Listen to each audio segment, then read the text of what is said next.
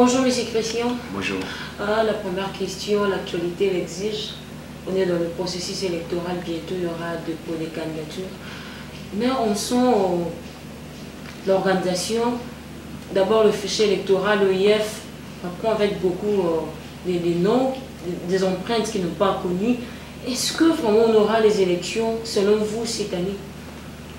Bon, les élections, s'il y a la volonté de les organiser, les élections peuvent avoir lieu.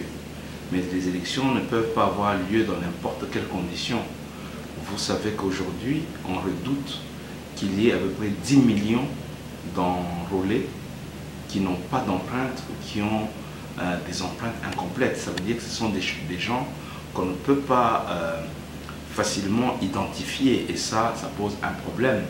Parce que ça voudrait dire que peut-être par rapport aussi aux machines que Nanga veut nous proposer, ce sont des gens qu'on ne saura pas savoir si ce ne sont pas des gens qui sont préenregistrés dans ces machines ou ce sera des gens qui vont voter comment parce que ces gens sont non identifiés. Donc il s'agit pour nous déjà au niveau de l'ensemble de l'opposition que ces gens-là soient élagués. Il y a aussi la question qui est une question primordiale pour nous en tant qu'ensemble, le retour de Moïse Katumbi, la libération des prisonniers politiques, la fin du dédoublement des partis politiques, parce que vous savez qu'il y a des partis amis tels que l'UDPS qui sont 4, il y a le MSR qui jusqu'à présent reste dédoublé, et bien d'autres cas que nous serons énumérés ici. Ce sont des cas qui doivent être résolus avant les élections. Et il y a également la question de la liberté des manifestations. La liberté des manifestations, vous avez suivi que nous, en tant qu'ensemble, que ce soit au niveau de la province de la Chopo, de la province de l'Ituri, de Bukavu, de la province du Sud Kivu, au Katanga et autres, les manifestations sont réprimées alors qu'il y a un parti politique que vous connaissez, dont nous voyons le secrétaire permanent faire le tour de la République du Congo en train de distribuer de l'argent sans contrainte. Il y a la question de la fermeture des chaînes qui n'est pas encore résolue. Aujourd'hui, par exemple, dans la province du Katanga, toutes les chaînes qui étaient fermées restent toujours fermées. Il y a l'accès aux médias publics. Il y a la restructuration du CESAC qui n'a toujours pas été faite. La libération des prisonniers politiques, n'en parlons pas. Le ministre de la Justice est plus occupé à libérer les Koulouna, avec tout ce que ça a comme conséquence sur la sécurité, au lieu de libérer les prisonniers emblématiques dont les noms sont contenus dans l'accord. Donc, avec tous ces éléments, y compris l'un des autres éléments qui est un élément fondamental, le remplacement du rapporteur de la CENI, M. Kalamba, par le représentant de l'UDPS, parce que l'opposition doit avoir son œil à l'intérieur du bureau de la CENI. Tout cela n'a pas été fait. Vous comprenez que lorsque vous faites le compte des actes qui devaient être posés de part et d'autre pour permettre que nous allions vers des élections apaisées, pratiquement il n'y a même pas 10% qui a été exécuté. Et on nous parle des élections, je crois qu'on veut organiser n'importe quelles élections. Au niveau de l'opposition, en tout cas au niveau d'ensemble, nous sommes prêts parce que nos listes des candidats, nous sommes en train de les finaliser, donc nous sommes préparés. Nous avons notre machine, qui est une machine qui est en marche, la machine est prête pour aller sur le terrain, mais qu'on ouvre l'espace politique et qu'on veille à l'application stricte de mesures de décrispation qui permettront d'avoir d'abord les mêmes chances, qui permettront la transparence, qui permettront le contrôle du mécanisme et qui permettront que les élections soient apaisées. Dans les conditions actuelles, je pense qu'on veut justifier, on veut nous faire accompagner un processus où les gens ont déjà préparé une fraude massive et des élections qui ne sont pas équitables et qui ne seront pas apaisées. Mais on dit qu'au lieu de suivre de près ici les élections, vous allez chercher en l'occurrence le président Moïse et Félix, vous allez chercher le pouvoir ailleurs. Mais les élections, on va les suivre de près. Comment? Lorsque l'espace politique est fermé. Aucun homme politique n'a été libéré. Moïse On dit Katumbi, que vous opposez en tout, mais la machine a voté. mais Moïse Katumbi n'a pas le droit de rentrer au pays, sinon il est sous le coup de mandat. Mais il a les problèmes juridiques. Mais il y a aussi le problème, on a parlé ici des questions des nationalités. Mais madame, ici c'est très clair. La justice, vous savez qu'il n'y a pas de justice dans notre pays. Arrêtez, qu'on arrête un peu de nous parler de la justice. Il n'y en a pas. Vous avez lu vous-même la lettre que le procureur général a adressée au président de la Cour suprême de justice. Il est écrit là-dedans. Sur injonction du ministre de la Justice, je vous transfère le dossier du sieur Moïse Katumbi. Je ne rigole pas, retrouver la lettre. Moi, je l'ai. Sur injonction du ministre de la Justice. C'est écrit noir sur blanc. C'est-à-dire, le procureur général s'est dédouané du dossier.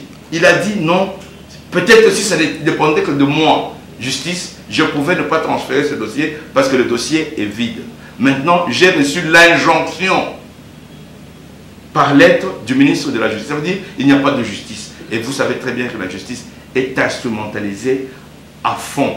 La justice est à la botte de la mouvance présidentielle et de Kabila lui-même. Elle est à la botte, je le dis bien, et j'insiste. Et la justice n'a aucune indépendance. Aujourd'hui, je vous donne un exemple simple. Monsieur Luzolo Bambi, il a déjà envoyé au procureur général combien de dossiers qui n'ont pas eu de suite parce que ce sont des choses qui se font entre amis. Alors, qu'on n'utilise pas la justice pour attaquer les adversaires politiques. Vous allez chercher le pouvoir ailleurs. Le pouvoir, on ne le cherche pas ailleurs. Ici, vous savez très bien que on a tué madame, il n'y a même pas 3 mois, Rossi Mukendi, à l'église. On a tué notre jeune sœur aspirante à l'église. Il y a eu plus de 40 morts. Pourquoi? Parce qu'ils marchaient avec des chapelets. On a gazé les églises. On tue, on assassine tous les jours en République démocratique. Parce que le pouvoir tient à la force des armes. Et vous voulez, donc, c'est-à-dire, on veut égorger tout le monde. Ici, nous cherchons également les appuis des partenaires extérieurs pour mettre la pression sur le gouvernement de Kinshasa, qui est un gouvernement qui règne par la force des armes. Donc vous voulez soutenir la démarche de Macron et du Rwanda et puis de l'Angola. Mais il veut s'ingérer à nos affaires. Quand la France fait ses histoires, Rwanda, ils ne sont pas les exemples à suivre. Mais madame, soyons un peu clairs, soyons simples. Ici, nous ne sommes pas dans un poulailler où il y a les maîtres du poulailler qui égorgent ses poules et qui défend à quiconque de venir intervenir dans son poulailler où il peut égorger, tuer, emprisonner, séquestrer sans intervention de personne. Non, le Congo fait partie de l'humanité. D'ailleurs, la preuve, c'est que nous avons depuis presque 20 ans les Nations Unies qui sont ici pour nous aider à construire un État parce que l'État n'existe pas. Ça, c'est la première chose. Et deuxième chose, arrêtons de parler de souveraineté lorsque vous avez des gens qui ont confisqué la première souveraineté. C'est la souveraineté du peuple. C'est-à-dire, si vous avez un gouvernement légalement établi, parce qu'il a été élu par son peuple, en ce moment-là, ce gouvernement parle de souveraineté parce que c'est un gouvernement qui répond du peuple. Ici, nous avons un gouvernement illégal qui n'a pas de mandat et qui règne par la force, qui s'impose, qui s'est imposé de manière dictatoriale par la force des armes et des services de sécurité sur sa population. Je termine, madame. Laissez-moi terminer. Donc, le gouvernement est illégal. Deuxième chose, vous avez lu la résolution 2409 des Nations Unies. Cette résolution, qui est la toute dernière résolution, dit ceci. Elle donne mandat au secrétaire général des Nations Unies, à l'Union africaine, à la SADC et au CIRGL de suivre le processus électoral en République démocratique du Congo. N'est-ce pas? Oui, bien sûr. Donc, le Congo, qui est membre des Nations Unies, a reçu cette résolution-là. Qui est président de l'Union africaine chargé par les Nations Unies de suivre cette résolution?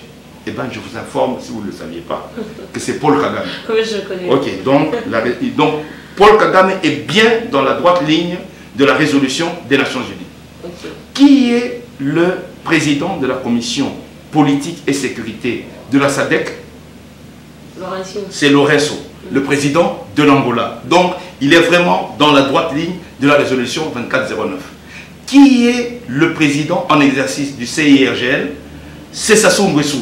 Donc, s'il intervient dans ce problème, c'est dans le concert des Nations Unies pour essayer de résoudre un problème que Kabila a créé en refusant d'organiser les élections dans son pays et en confisquant la souveraineté du peuple congolais en s'imposant comme président sans légalité. La peur du monde aujourd'hui, c'est quoi? La peur du monde est très claire. Aujourd'hui, si le problème continue tel qu'il continue, avec l'exclusion, la non-décrispation et le maintien au pouvoir par la force, le risque de guerre civile est grand en République démocratique du Congo.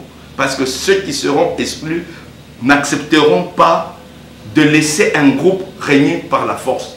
Et donc, tel que prévoit le mécanisme constitutionnel, Kabila ayant épuisé ses 2 mandats, il n'a qu'à laisser le pays organiser des élections et se choisir des gouvernants légitimes qui vont garantir la souveraineté du peuple congolais. Mais c'est qu'il la CENI a déjà évolué. Mais, il dit qu'il est madame, déjà si Kabila avait organisé les élections en 2016, est-ce qu'on en serait là? Je dis non. Mais bien sûr aussi. La CENI, soi-disant, elle est déjà organisée. Avez-vous déjà vu quelque part un président d'une commission électorale nationale indépendante qui veut imposer en cours de processus un instrument que l'ensemble de l'opposition rejette? Un instrument qui n'est pas nécessaire, qui n'a jamais existé. C'est-à-dire que la CENI, aujourd'hui, c'est très clair, je crois que vous le savez mieux que moi, la CENI est au service, comme toutes les autres institutions, est au service d'un homme. La CENI n'est pas indépendante, elle fait partie intégrante d'un jeu de tricherie. Et donc, cette CENI doit être contrôlée, doit être gérée. Ne me parlez pas de la CENI. Nanga est un membre, vous l'avez vu dans toutes les réunions, vous avez même eu des bandes audio pour ceux qui en avaient encore des doutes. Nanga est un membre à part entière du système pour tricher aux élections. Le système, Nanga est un élément essentiel. Et dites-vous bien, il y a un système qui est bien organisé. Il y a le patron de cette tricherie organisée qui est Nanga, qui est manipulé bien entendu par la mouvance présidentielle. En dessous de Nanga, pour que ça marche, il lui faut sa machine à tricher. Et en dessous de la machine, il y a la manipulation du fichier électoral avec une réserve qu'on se donne de 10 millions de voix avant le début des élections. Donc le système tel qu'il est, c'est un système organisé que nous devons démonter parce que sinon on va aller au casse-pipe avec des élections qui seront totalement truquées. Mais avec Macron et le Rwanda et tout ça, vous ne voyez pas que si ça bardait aujourd'hui, comme ils ont dit qu'ils vont s'intégrer, tout ça, ils peuvent créer des rébellions. Ce sera pour le désavantage de la population. Non, il n'y a pas de rébellion à créer. Moi, je ne comprends pas pourquoi les gens s'agitent. Est-ce que dire à Kabila, Monsieur Kabila, vous avez signé un accord au niveau de votre peuple sous l'égide de la CENCO, vous devez respecter cet accord qui a prévu un certain nombre d'étapes pour conduire votre peuple aux élections, donc à récupérer sa souveraineté. Monsieur Kabila, vous avez une constitution qui vous interdit de vous présenter. Nous entendons à ce que vous ne puissiez pas vous présenter. Est-ce que c'est la fin du monde? C'est-à-dire, ces gens viennent de révéler que Kabila et son groupe étaient très mal intentionnés. Parce que ce qu'on a demandé, c'est d'appliquer l'accord et c'est de respecter la constitution. Et pourquoi tout le monde s'agite? Pourquoi? Ça veut dire qu'il n'avait pas l'intention de respecter la Constitution. Non, mais il a dit clairement qu'il va respecter la Constitution. Mais, en dépit des déclarations ou bien des analyses de Mirindi. Oui, mais vous savez, je vais vous renvoyer au propos de Mendea. C'était en 2013, je crois. 2016, Kabila qui est un homme qui respecte la Constitution, va faire la remise et reprise avec son successeur. En 2013 même, Kabila, dans Jeune Afrique, a dit « Je donne ma parole d'officier. Ma parole d'officier, je ferai la remise et reprise en 2016. » Nous sommes en quelle année, madame? 2018. 2018. Et je vous rappelle, au cas où vous l'auriez oublié, que la Cour constitutionnelle a siégé sans quorum pour violer la Constitution. La Cour constitutionnelle a siégé sans quorum parce qu'il fallait au moins 7 membres pour siéger valablement. Ils ont siégé à 5. Donc, vous comprenez déjà que ce sont des gens qui n'ont pas besoin de respecter les règles du jeu. Et maintenant, je crois que la communauté internationale a compris. Parce que vous avez plus de 4 millions de personnes qui sont en dehors de leur foyer. Vous avez un pays où vous avez des centaines de groupes armés qu'on n'a pas su maîtriser pendant 17 ans. Les gens sont fatigués du Congo. Les gens aujourd'hui dans notre pays en sont réduits à s'entretuer à la machette. À la machette. À Beni, on égorge les gens tous les jours. Au Tanganyika, vous avez les conflits pygmées-bantous. Ce sont des conflits qui sont d'un autre âge. Une manière de qu'on n'a plus jamais vu dans ce pays. Mais ça veut dire que vous avez vu Kamina Sabo, avec les gens qui ont été encore égorgés dans les Grands Kassai. Mais un pays qui est devenu un espace de non-droit devient un danger pour tout le monde. Et comme avait dit Monsengo, pour le moment, il est temps que les médiocres dégagent, que le pays revienne dans le concert des nations et que le pays soit géré de manière à ce que et nos voisins et le monde puissent dormir tranquille et que cette MONUSCO qui est là et qui coûte $1 milliard chaque année à la communauté internationale puisse enfin libérer le pays parce que ce sera un État qui est géré. Je crois que le monde est fatigué de ce groupe qui dirige aujourd'hui la République démocratique du Congo. Si on peut appeler diriger, enfin, des gens qui sont là, le monde est fatigué, le peuple congolais est fatigué.